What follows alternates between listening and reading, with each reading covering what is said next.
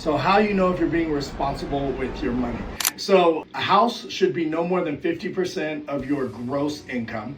We go by gross because people can get different amounts of money back, meaning like you made 100,000 on paper, but for the person who has no kids, no write-offs, no properties, they're gonna get hit the worst on taxes. So when you buy properties, you're gonna get, less taxes you have to pay. You're gonna get some tax write-offs, things like that.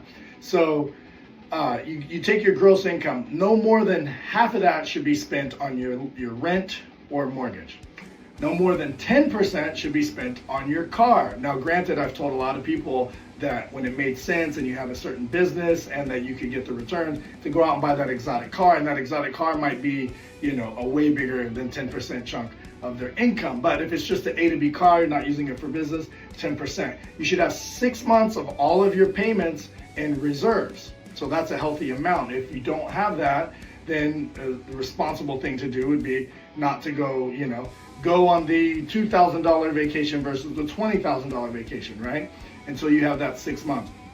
And then you should be able to put away 5 to 10% of all of your earnings towards saving on top of the 10% or the 6 months that you're already saving. So that 5 to 10%, you don't have to keep it in the bank. I'm not a big fan of just keeping money in the bank besides just an emergency fund.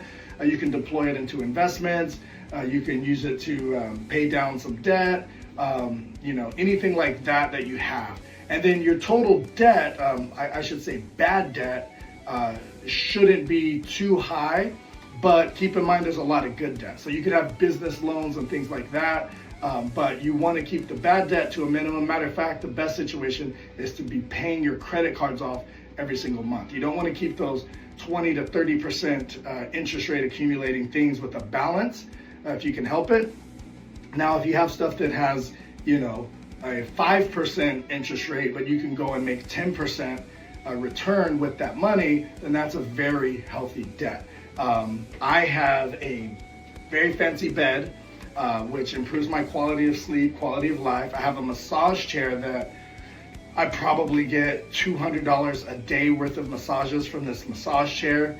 And both of them are very healthy debt because it's 0% down, 0% interest for 5 years. So the whole thing will be paid off in 5 years, and I never paid an ounce of interest.